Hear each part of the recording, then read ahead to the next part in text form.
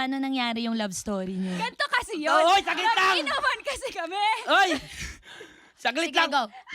Epal.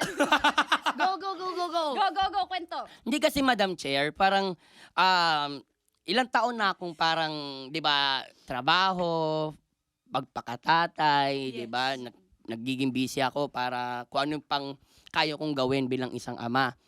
So, hindi ko naman may iwasan yung parang may mga magchat-chat din, di ba? So, may mga Pogi. may magchat-chat, pero actually, ako talaga yung una nag-chat. Ako yung una nag-chat. Nagsimula muna ito sa hi, hello. Ay!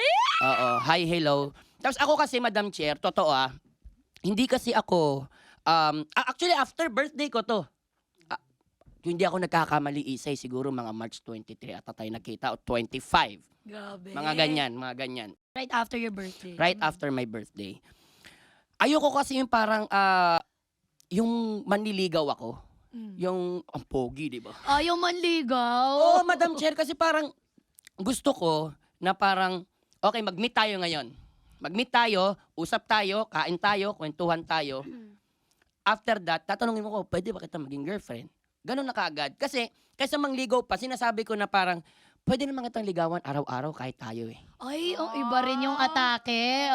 Oo, Iba rin. kaya kong gawin yon. Kaya kong gawin. Ayoko na yung parang, sige, makilala mo kung sino din talaga ako. Makikilala mo ako. Pero hindi naman yun parang magiging negat sa'yo. I'm pretty sure kasi ako yung tao na parang mas importante ka kaysa sa akin. So, commitment yung gusto mo. Oo. At number one rule ko talaga, syempre may mga anak ako. Ang pinagusto ko talaga, bago mo ako mahalin, gusto ko lang sana maintindihan mo yung sitwasyon ko. Meron akong dalawang mga anak at kailangan mas mahal mo sila. Kasi sila ang buhay ko. Ngayon, pag hawak mo ang buhay ko, hawak mo rin ako. Oh. So, ganun siya.